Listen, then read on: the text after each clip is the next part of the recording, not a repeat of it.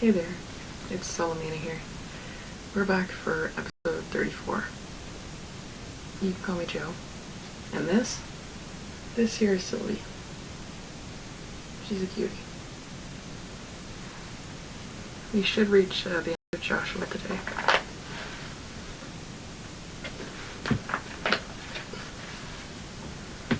This section is called The Eastern Tribes Return Home. Then Joshua summoned the Reubenites, the Gadites, and the half-tribe of Manasseh, and said to them, "You have done all that Moses, the servant of the Lord, commanded, and you have obeyed me in everything I commanded. For a long time now, to this very day, you have not deserted your brothers, but you have carried out the mission the Lord your God gave you. Now that the Lord your God has given your brothers rest, as he promised, return to your homes in the land that Moses, the servant of the Lord, gave you on the other side of the Jordan. But be very careful to keep the commandment and the law that Moses, the servant of the Lord, gave you, to love the Lord your God, to walk in all his ways, to obey his commands, to hold fast to him, and to serve him with all your heart and with all your soul."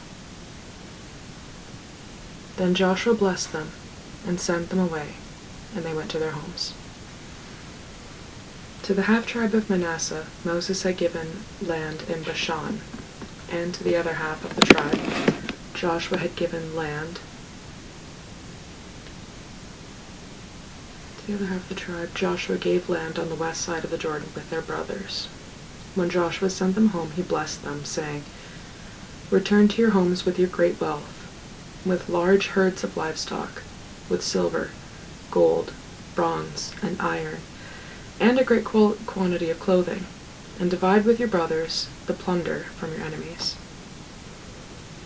So the Reubenites, the Gadites, and the half-tribe of Manasseh left the Israelites at Shiloh and Canaan to return to Gilead, their own land, which they had acquired in accordance with the command of the Lord through Moses.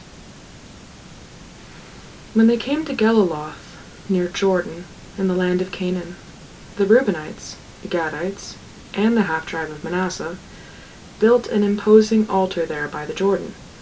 And when the Israelites heard that they had built the altar on the border of Canaan at Geliloth, near the Jordan on the Israelite side, the whole assembly of Israel gathered at Shiloh to go to war against them.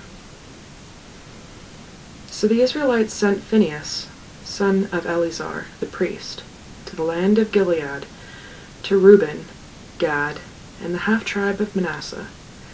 With them they sent of the 10 of the chief men, one for each of the tribes of Israel, each of the head of a family division among the Israelite clans. When they went to Gilead, to Reuben, Gad, and the half-tribe of Manasseh, they said to them, "The whole assembly of the Lord says, 'How could you break faith with the God of Israel like this? How could you turn away from the Lord, and build yourselves an altar in rebellion against him now? Was not the sin of Peor enough for us? Up to this very day we have not cleansed ourselves from that sin, even though a plague fell on the community of the Lord. And are you now turning away from the Lord? If you rebel against the Lord today, tomorrow he will be angry with the whole community of Israel. If the land you possess is defiled, come over to the Lord's land, where the Lord's tabernacle stands, and share the land with us. But do not rebel against the Lord, or against us, by building an altar for yourselves, other than the altar of the Lord our God. When Achan, son of Zerah, acted unfaithfully regarding the devoted things, did not wrath come upon the whole community of Israel? He was not the only one who died for his sin." Then Reuben, Gad, and the half-tribe of Manasseh replied to the heads of the clans of Israel, "The mighty one, God, the Lord. The mighty one, God, the Lord. He knows, and let Israel know. If this has been in rebellion or disobedience to the Lord, do not spare us this day.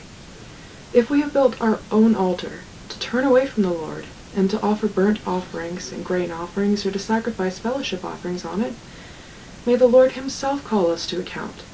No, We did it for fear that someday your descendants might say to ours, 'What do you have to do with the Lord, the God of Israel? The Lord who has made the Jordan a boundary between us and you, the Reubenites and the Gadites. You have no share with the Lord, so your descendants might cause ours to stop fearing the Lord.' That is why we said, 'Let us get ready and build an altar, but not for burnt offerings or sacrifice. On the contrary, it is to be a witness between us and you, and the generations to follow, that we will worship the Lord at his sanctuary with our burnt offerings, sacrifices, and fellowship offerings. Then, in the future, your descendants will not be able to say to ours, 'You have no share in the Lord.'"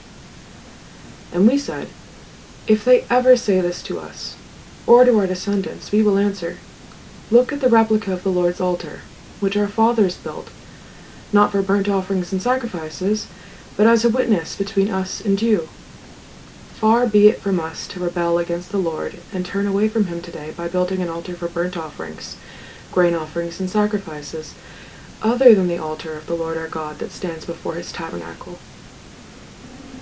When Phinehas the priest and the leaders of the community, the heads of the clans of the Israelites, heard what Reuben, Gad, and Manasseh had to say, they were pleased. And Phinehas, son of Eleazar, the priest, said to Reuben, Gad, and Manasseh, "Today we know that the Lord is with us, because you have not acted unfaithfully toward the Lord in this matter. Now you have rescued the Israelites from the Lord's hand." Then Phinehas, son of Eleazar, the priest, and the leaders returned to Canaan from their meeting with the Reubenites, the Gadites, and Gilead, and reported to the Israelites.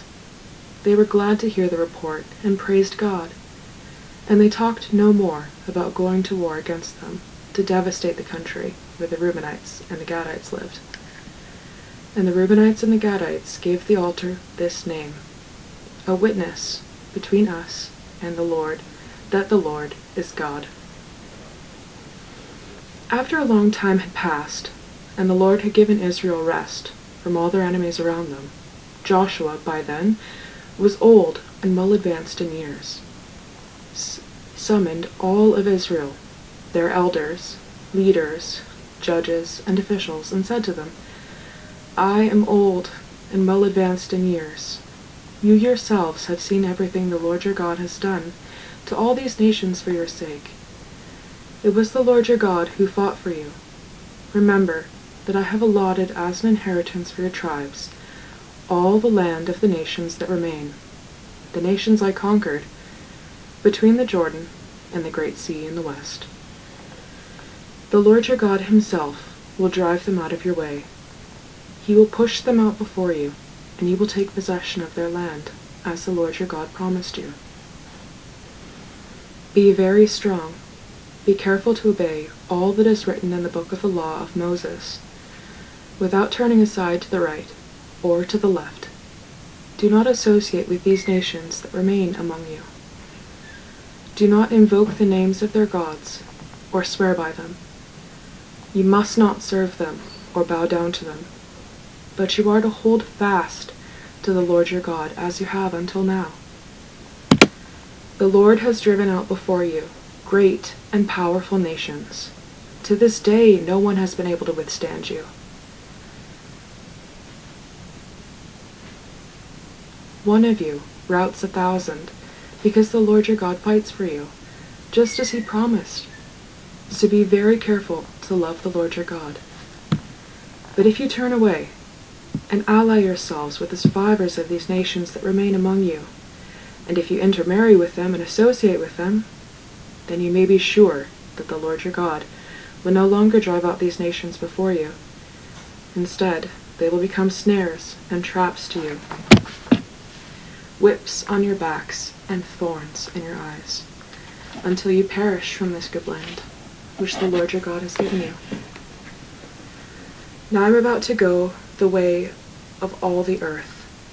You know with all your heart and soul that not one of these good promises the Lord your God gave you has failed. Every promise has been fulfilled. Not one has failed. But just as every good promise of the Lord your God has come true, so the Lord will bring on you all the evil he has threatened, until he has destroyed you from this good land he has given you. If you violate the covenant of the Lord your God, which he commanded you, and go and serve other gods, and bow down to them, the Lord's anger will burn against you, and you will quickly perish from the good land he has given you. Then Joshua assembled all the tribes of Israel at Shechem. He summoned the elders, leaders, judges, and officials of Israel, and they presented themselves before God. Joshua said to all the people, "This is what the Lord, the God of Israel, says. Long ago, your forefathers, including Terah, the father of Abraham, and Nahor, lived beyond the river and worshipped other gods. But I took your father Abraham from the land beyond the river and led him throughout Canaan and gave him many descendants. I gave him Isaac, and to Isaac I gave Jacob and Esau. I assigned the hill country of Seir to Esau, but Jacob and his sons went down to Egypt. Then I sent Moses and Aaron, and afflicted the Egyptians by what I did there, and I brought you out. When I brought your fathers out of Egypt, you came to the sea, and the Egyptians pursued you with the chariots and horsemen as far as the Red Sea. But they cried to the Lord for help, and he put darkness between you and the Egyptians. He brought the sea over them and covered them. You saw with your own eyes what I did to the Egyptians. Then you lived in the desert for a long time. I brought you to the land of the Amorites, who lived east of the Jordan. They fought against you, but I gave them into your hands. I destroyed them from before you, and you took possession of their land. When Balak, son of Zippor, the king of Moab, prepared to fight against Israel, he sent for Balaam, son of Beor, to put a curse on you. But I would not listen to Balaam, so he blessed you again and again, and I delivered you out of his hand. Then you crossed the Jordan and came to Jericho. The citizens of Jericho fought against you, as did the Amorites, Perizzites, Canaanites, Hittites, Girgashites, Hivites, and Jebusites, but I gave them into your hands. I sent the hornet ahead of you, which drove them out before you, also the 2 Amorite kings. You did not do it with your own sword and bow. So I gave you a land on which you did not toil, and cities you did not build, and you live in them, and eat from vineyards and olive groves that you did not plant. Now fear the Lord, and serve him with all faithfulness. Throw away the gods of your forefathers' worship beyond the river and in Egypt, and serve the Lord. But if serving the Lord seems undesirable to you, then choose for yourself this day whom you will serve, whether the gods your forefathers served beyond the river, or the gods of the Amorites, in whose land you are living. But as for me and my household, we will serve the Lord." Then the people answered, "Far be it from us to forsake the Lord to other gods. It was the Lord our God himself who brought us and our fathers up out of Egypt, from that land of slavery, and performed those great signs before our eyes. He protected us our entire journey, and among all the nations through which we traveled. And the Lord drove out before us all the nations, including the Amorites who lived in the land. We too will serve the Lord because he is our God." Joshua said to the people, "You are not able to serve the Lord. He is a holy God. He is a jealous God. He will not forgive your rebellion and your sins. If you forsake the Lord and serve foreign gods, he will turn and bring disaster on you and make an end of you after he has been good to you." But the people said to Joshua, "No, we will serve the Lord." Then Joshua said, "You are witnesses against yourselves that you have chosen to serve the Lord." "Yes, we are witnesses," they replied. Now then, said Joshua, throw away the foreign gods that are among you, and yield your hearts to the Lord, the God of Israel. And the people said to Joshua, we will serve the Lord our God, and obey him.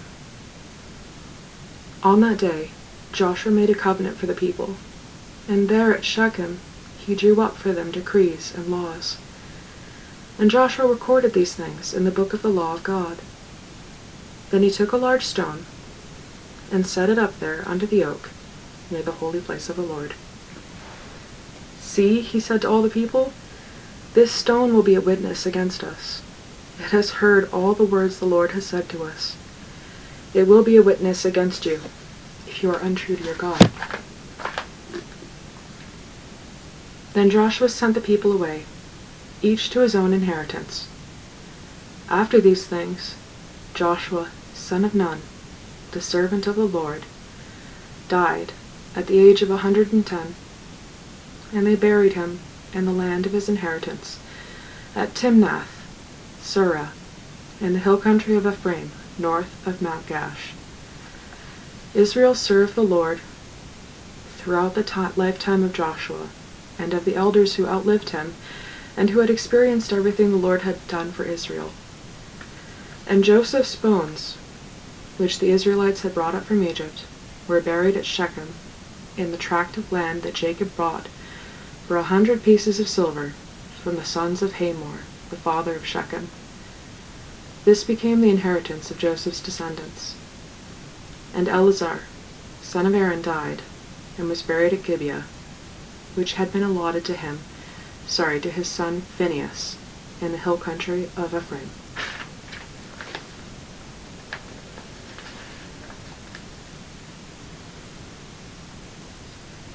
After the death of Joshua, the Israelites asked the Lord, who will be the first to go up and fight for us against the Canaanites?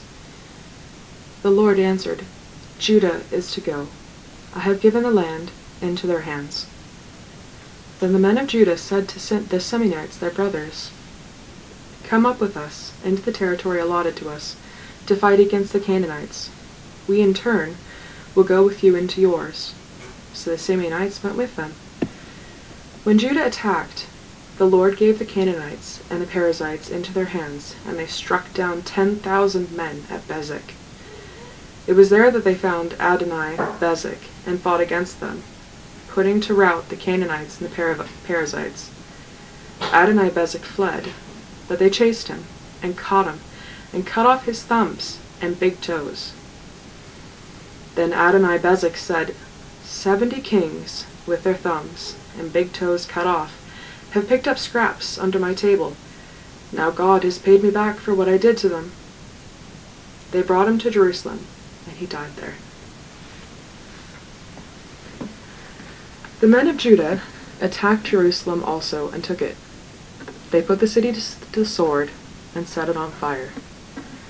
After that, the men of Judah went down to fight against the Canaanites living in the hill country, the Negev, and the western foothills. They advanced against the Canaanites living in Hebron, formerly Kiriath Arba, and defeated Sheshai, Ahiman, and Talmai. From there they advanced against the people living in Debir, formerly called Kiriath Sepher, and Caleb said, I will give my daughter Aksah in marriage to the man who attacks and captures Kiriath Sepher. Othniel, son of Kenaz, Caleb's younger brother, took it, so Caleb gave his daughter Aksah to him in marriage. One day, when she came to Othniel, she urged him to ask her father for a field. When she got off her donkey, Caleb asked her, What can I do for you? She replied, Do me a special favor. Since you have given me land in the Negev, give me also springs of water. Then Caleb gave her the upper and lower springs. The descendants of Moses' father-in-law, the Kenite, that's Leo. He smells the trees. Went up from the city of palms with the men of Judah to live among the people of the desert of Judah and the Negev near Arad. Then the men of Judah went with the Simeonites, their brothers, and attacked the Canaanites living in Zephath. And they totally destroyed the city. One second.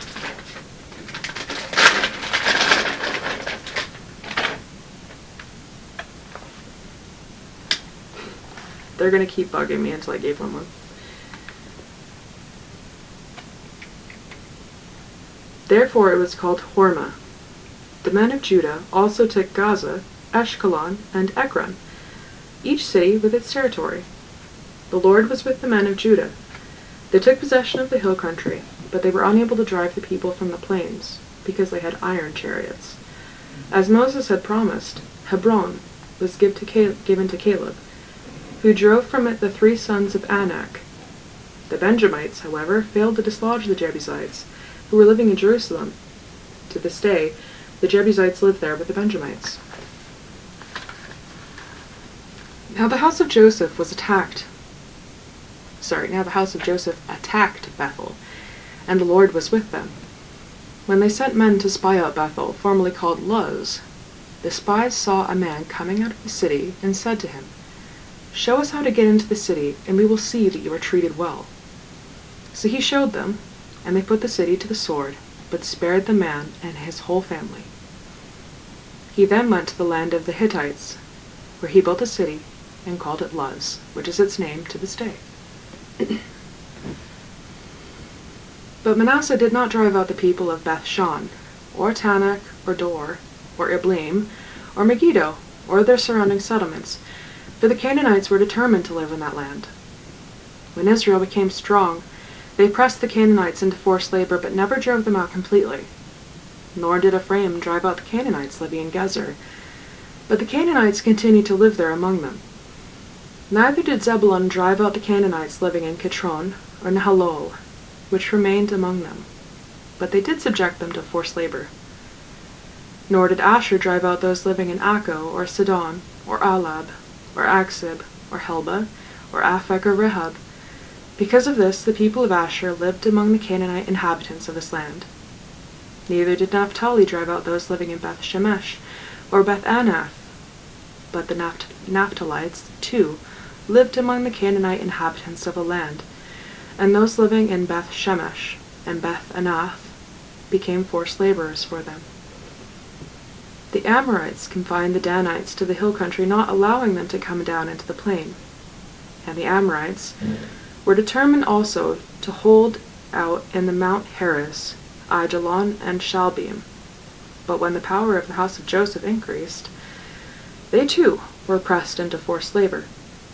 The boundary of the Amorites was from Scorpion Pass to Selah and beyond.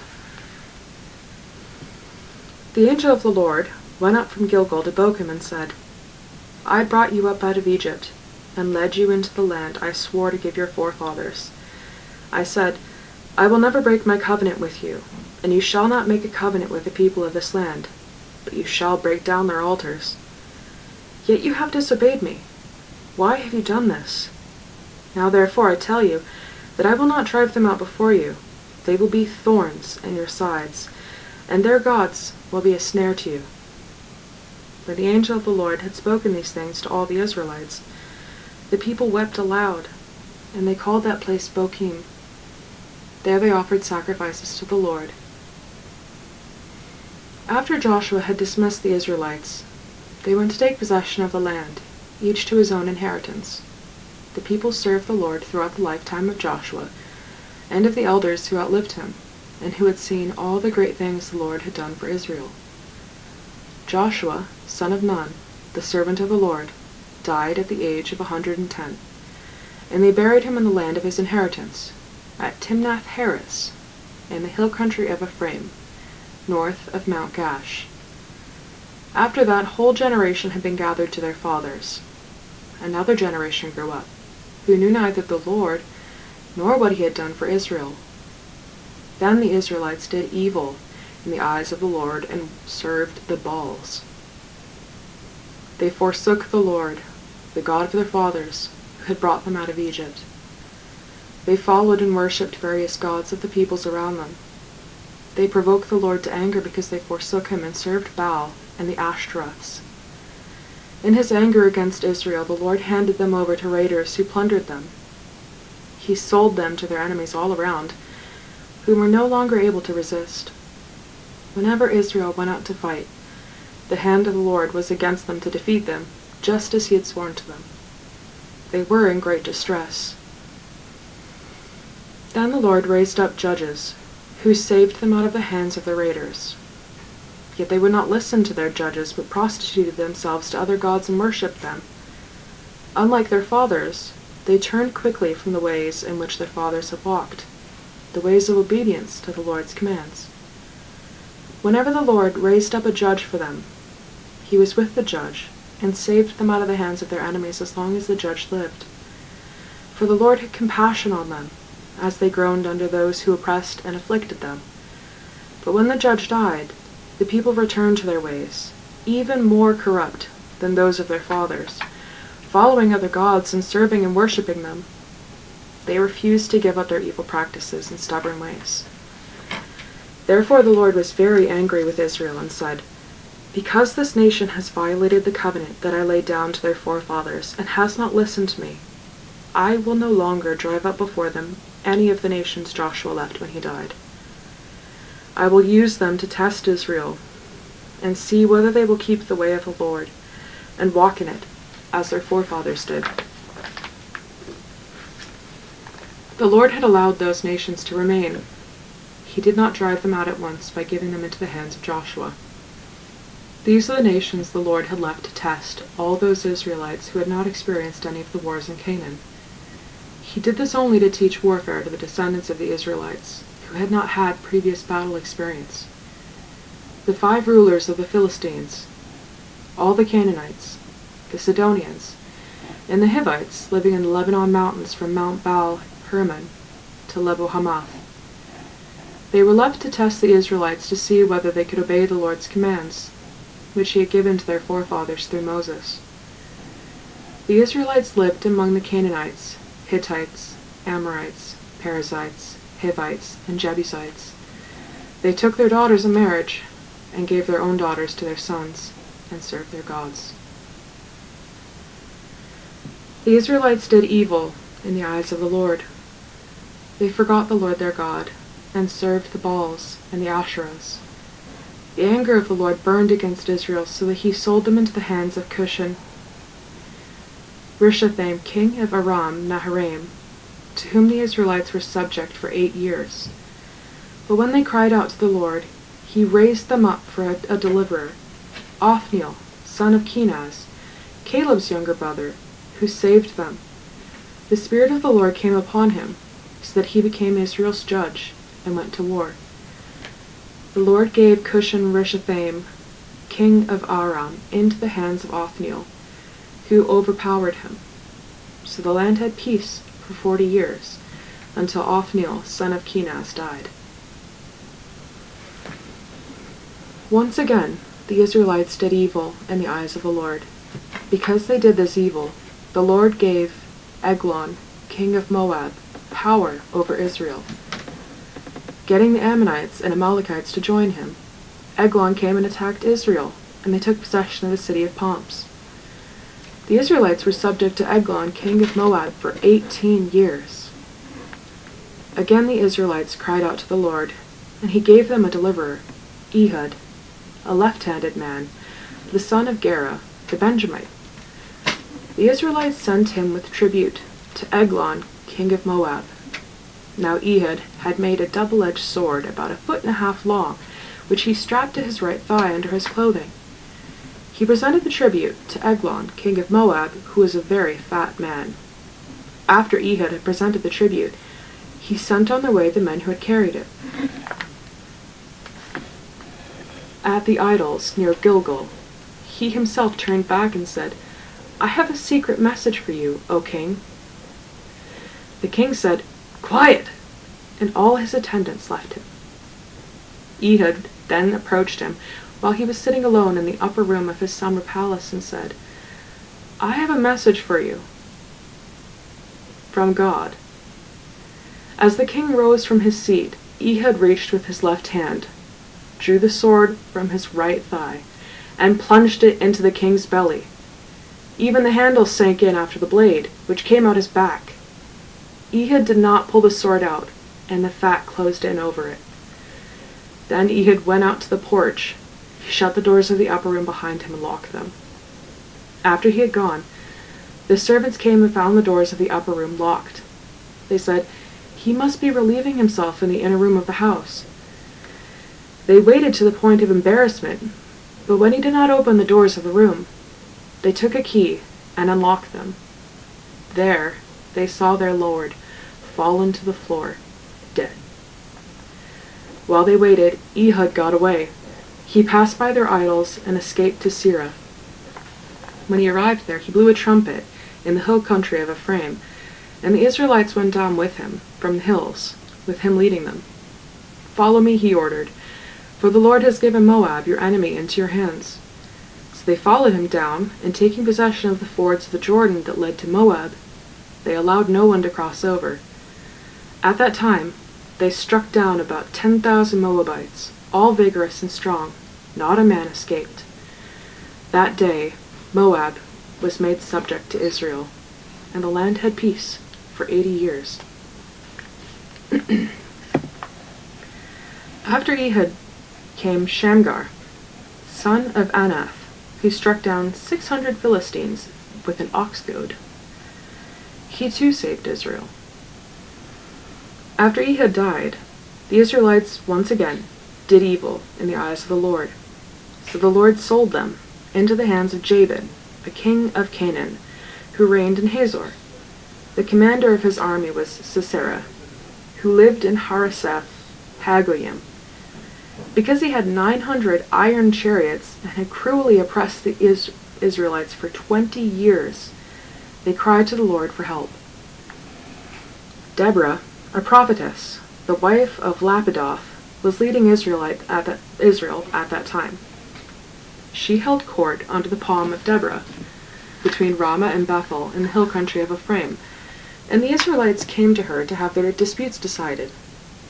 She sent for Barak, son of Abinoam, from Kadesh in Naphtali, and said to him, "The Lord, the God of Israel, commands you, go, take with you 10,000 men of Naphtali and Zebulun, and lead the way to Mount Tabor.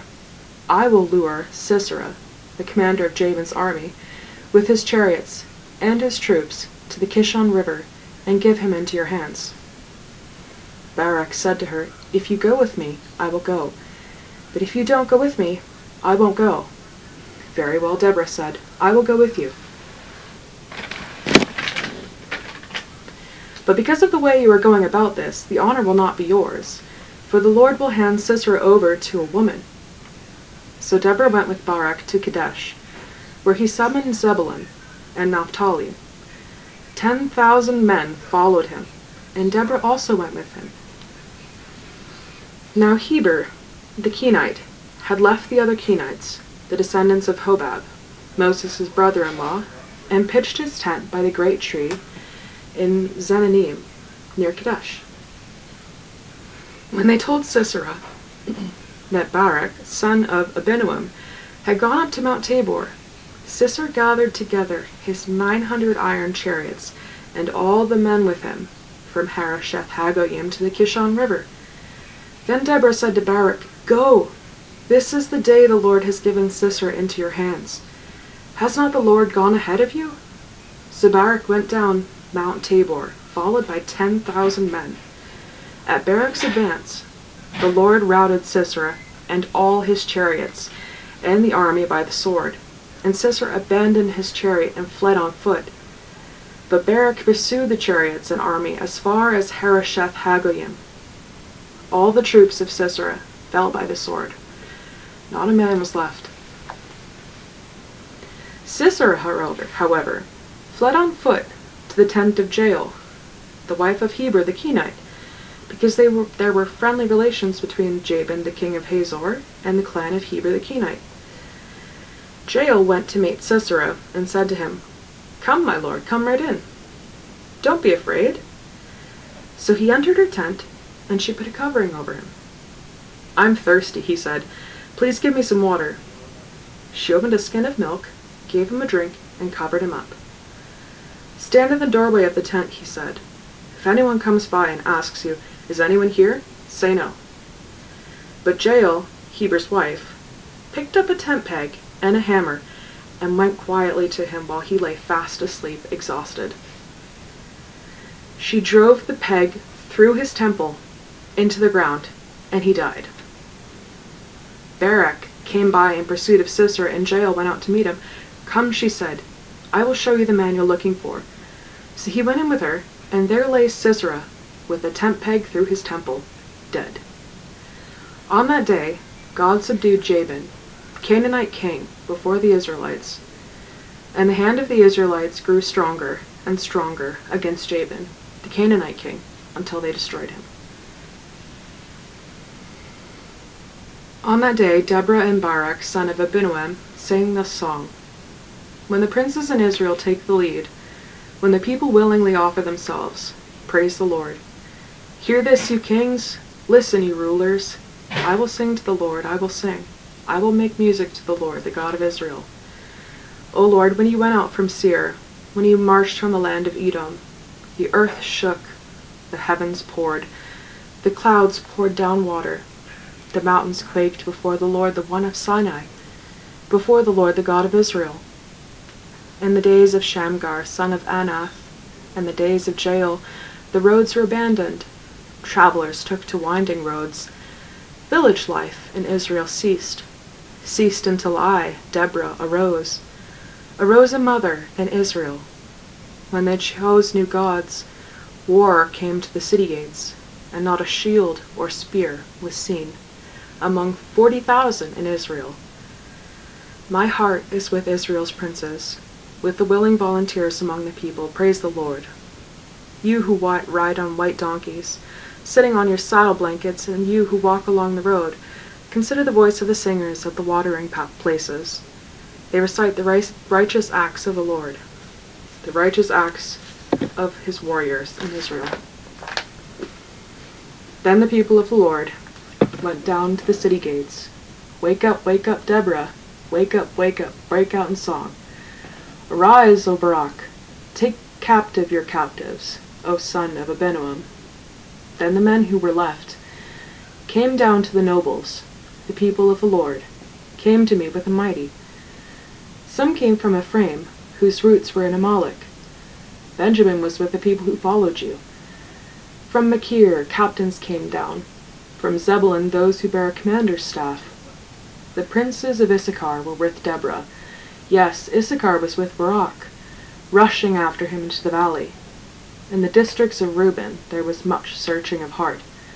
Why did you stay among the campfires to hear the whistling for the flocks? In the districts of Reuben there was much searching of heart. Gilead stayed behind the Jordan. And Dan? Why did he linger by the ships? Asher remained on the coast and stayed in his coves. The people of Zebulun risked their very lives. So did Naphtali on the heights of the field. Kings came. They fought. The kings of Canaan fought at Tanakh by the river of Megiddo, where they carried off no silver, no plunder. From the heavens the stars fought. From their courses they fought against Sisera. The river Kishon swept them away, the age-old river, the river Kishon. March on, my soul, be strong. Then thundered the horse's hooves, galloping, galloping go his mighty steeds. Curse Meroz, said the angel of the Lord. Curse its people bitterly, because they did not come to help the Lord against the mighty. Most blessed of women be Jael, the wife of Heber the Kenite, most blessed of tent-dwelling women. He asked for water, and she gave him milk. In a bowl fit for nobles, she brought him curdled milk. Her hand reached for the tent peg, her right hand for the workman's hammer. She struck Sisera. She crushed his head. She shattered and pierced his temple. At her feet he sank. He fell. There he lay. At her feet he sank. He fell. Where he sank, there he fell, dead. Through the window peered Sisera's mother. Behind the lattice she cried out, "Why is his chariot so long in coming? Why is the clatter of his chariots delayed?" The wisest of her ladies answer her, "Indeed," she keeps saying to herself, Are they not finding and dividing the spoils? A girl or two for each man. Colorful garments as plunder for Sisera. Colorful garments embroidered. Highly embroidered garments for my neck. All this plunder. So may all your enemies perish, O Lord. But may they love you. But may they who love you be like the sun when it rises in its strength. Then the land had peace for 40 years. We'll stop just before Gideon here. I'm not sure how many judges are left. Quite a crazy story. I hadn't heard that before. To finish off this week, I'm going to read Psalm 122, since I've already read Psalm 22. I rejoiced with those who said out to me, "Let us go to the house of the Lord. Our feet are standing in your gates, O Jerusalem." Jerusalem is built like a city that is closely compacted together. That is where the tribes go up, the tribes of the Lord, to praise the name of the Lord, according to the statute given to Israel. There the thrones for judgment stand, the thrones of the house of David. Pray for the peace of Jerusalem. May those who love you be secure. May there be peace within your walls, and security within your citadels. For the sake of my brothers and friends, I will say, peace be within you. For the sake of the house of the Lord our God, I will seek your prosperity. Take care. Have a great week. Remember to pray. All the best.